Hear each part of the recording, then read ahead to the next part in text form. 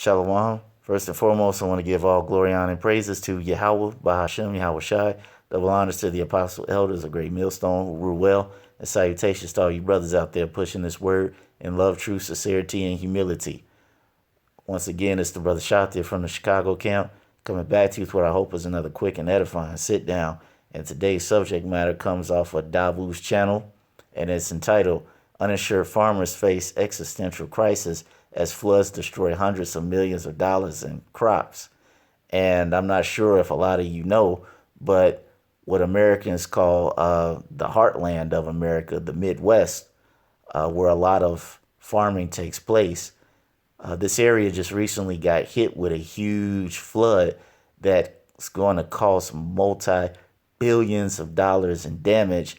And just being real, most likely is going to put a lot of farmers out of business because the damage is so great that it's going to be impossible for them to recoup any type of, basically to recoup anything, basically make their operation salvageable. It's done. So without further ado, we're going to let Davu speak on a few things. We'll get some scripture and close it out. History.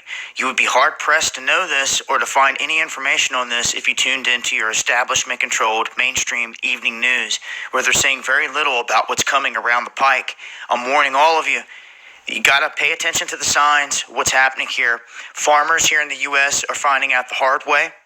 They're finding out now that not only after losing millions in crops, that a lot of damage has been done, but now they're finding out that insurance is not covering any of this.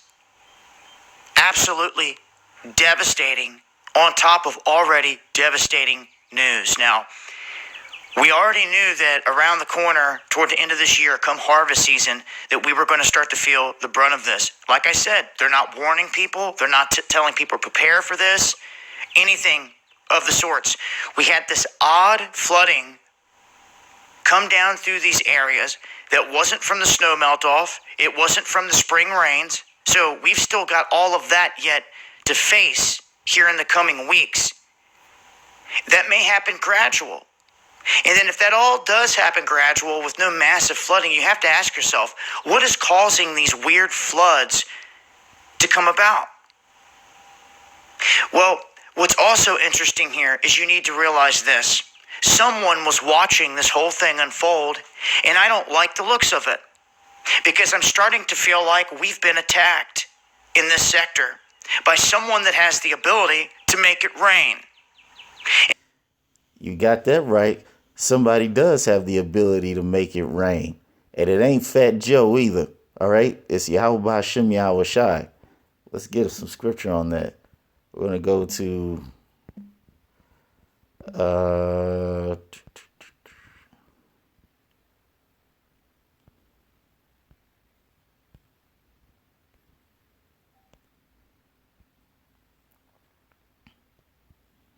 says, shall a trumpet be blown in the city, and the people not be afraid? Shall there be evil in a city, and Yahweh hath not done it? All right. Anything good or evil or good or bad that happens in this world, it has to first be ordained by Yahweh Ba'ashem Yahweh Shai. Because if Yahweh Ba'ashem Yahweh Shai has not ordained it, it's not going to happen. Okay? So obviously, the Lord did this. Now, granted, is it through the wickedness of bad Uncle Esau, who is the so-called white man who controls the weather? Yes.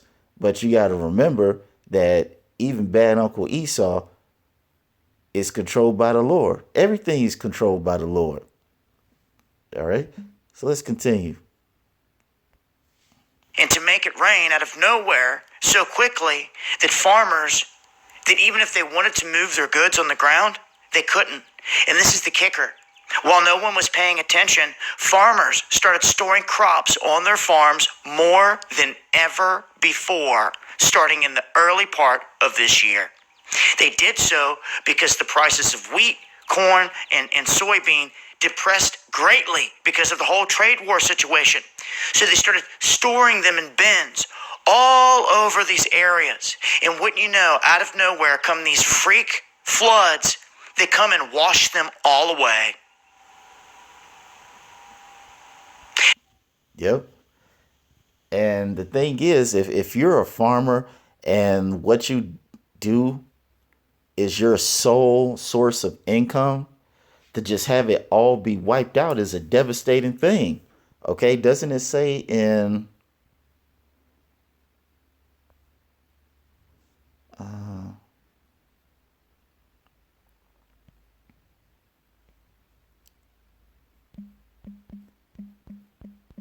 enjoy the work of, it's in Ecclesiastes, where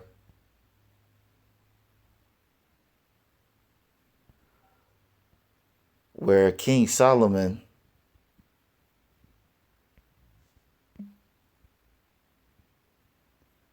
let me try it, where even King Solomon explained that the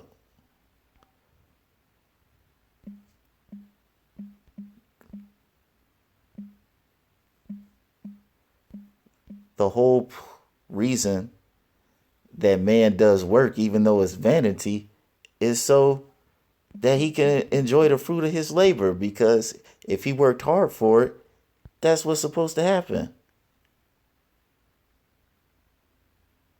Yep, here it is. Let's see.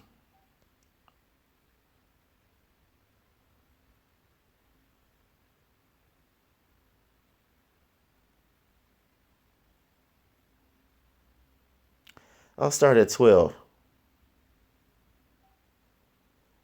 Ecclesiastes 3 and 12, it says, I know that there is no good in them, but for a man to rejoice and to do good in his life, what gives him pleasure.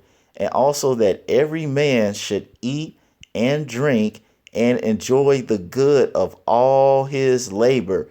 It is a gift of Yahweh. So whatever a man sets his mind to accomplish, whatever his passion is that he wants to do, if he's able to be successful at it and he can provide an income to go with that passion and that how should I put it, that vigor and joy of doing what he likes to do, the scripture just said that's a gift from God. To enjoy the thing, the labor that you do is a gift of God. Okay. And obviously these farmers, they enjoy what they do, farming. It's their sole source of income and it gives them pleasure. And just to see it suddenly wiped out, that's a huge devastating blow. On top of that, you talk about the insurance company not paying for it. That's almost like, as they say, kicking a man while he's down. Let's continue. The same way freak rain just hit Iran and is oddly covering most of the provinces, unlike they've ever seen before. They're saying that it's weird. It's not matching any historical pattern of weather. Well, so does the flooding that we just witnessed here. And when I look around this world, I'm not seeing anyone with technology doing anything good. I'm not seeing them stop tornadoes. Oh, we stopped a tornado today out there chasing it. Nope, not ever. Oh, we stopped a hurricane. We went in and we dropped an ice bomb in the middle and we killed it. Nope, not never. Instead, we've caught them cloud seeding in front of hurricanes. Fact, Jack, on record, in Houston, right before Harvey hit, they were caught cloud seeding. On record. On record. So, these people in control are doing all these devious things against man. They're fueling problems instead of helping to solve them. So, when I see things like this go down and we start to speculate what could possibly be going on here, those options are definitely on the table. When someone is in control of manipulating elements and weather, it's going to be hard to point a finger at anyone and to prove anything. You're going to have to start to use common sense, look at history's events, natural events, and these events that seem to be on steroids that just don't add up or fit into the picture. Some things to think about, America, and I hope you have a plan. As we always say, I'm going to leave a link. Make sure to follow me on Twitter for more. It's been Dabu7. Peace. So you have a situation. Add beauty and energy efficiency to your home with Larson Storm. Okay, we don't want to hear any of that. So you have a situation where you have these rich ruling elites using their weather modification program to cause destruction and havoc on their own people. And that's bad Uncle Esau for you. Okay, he can't even be good to his own people. You know what? Since I said that, I might as well get it.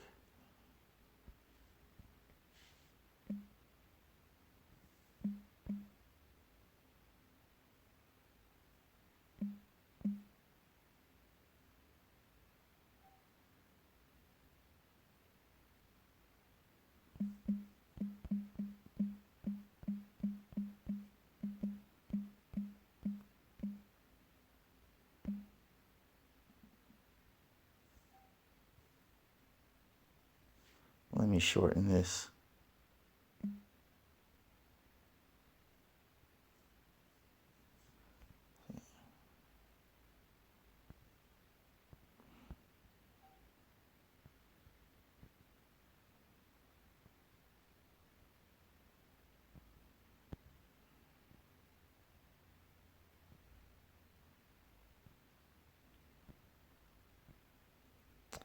It's in Ecclesiasticus, I believe.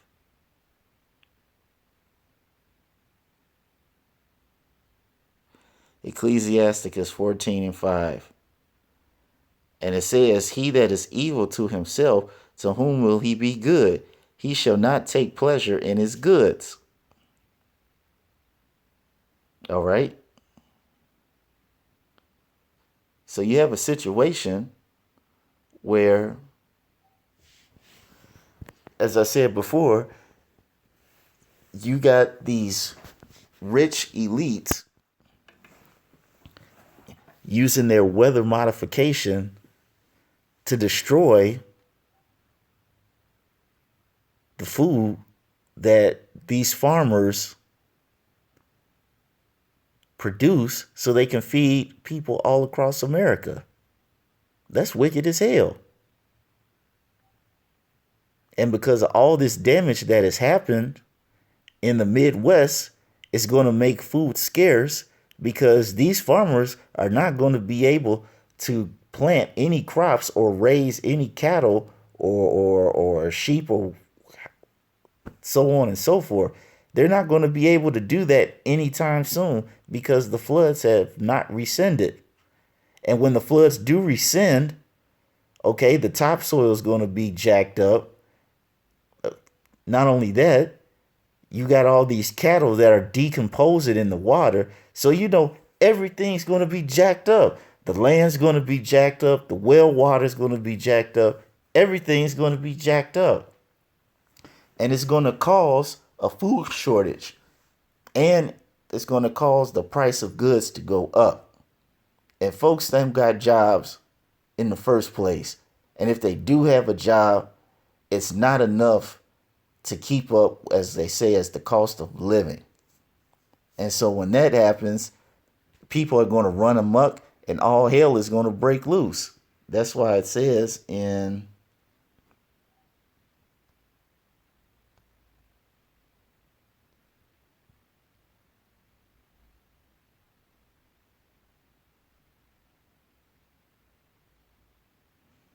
Second Ezra 15:19. A man shall have no pity upon his neighbor, but shall destroy their houses with the sword and spoil their goods because the lack of bread and for great tribulation. Because now we're getting into a situation where goods are going to go up in price. Folks don't realize how big of an impact this flood is going to have on the entire United States. You have millions of cows that are going, hundreds of pigs that are done. Okay. All the plant life is done. Corn is done. Okay. So expect gas to go up. All these things are completely done and wiped out. And it's going to create a food shortage. And because the demand will be greater than the supply, that's going to cause food prices to go up. And folks are going to go crazy. And just to prove that this is already in the works, I'm going to share this story with you and we're going to close it out. Just recently, when I was going to see my woman, I told her, hey, I'm going to the store to get a few things. Is there anything that you need me to pick up? And she said, yeah. Can you pick me up some milk and some bacon? You know, because she still eats pork. So I'm like, okay, whatever. So it just so happens I went into Pete's and I got what I needed. And so I was going to get what she needed. So I go to the aisle where they serve bacon. And you wouldn't believe this, man. Bacon was $8 a pound. Yeah, you heard that right. I said $8 a pound.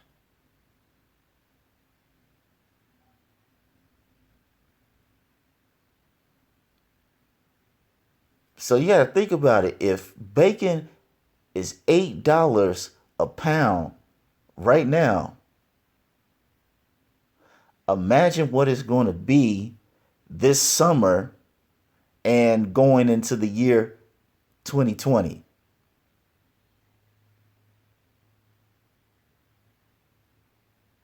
Hey, it's like Dabu 7 said, hey, you folks need to keep your eyes open and look at the signs of the times and discern what's going on. Because if you're not aware of these things, just as he said, in comparison with these farmers, hey, you're going to get caught the same way. So with that being said, we're going to give all glory, honor, and praises to Yahweh by Hashem, Yahweh Shai.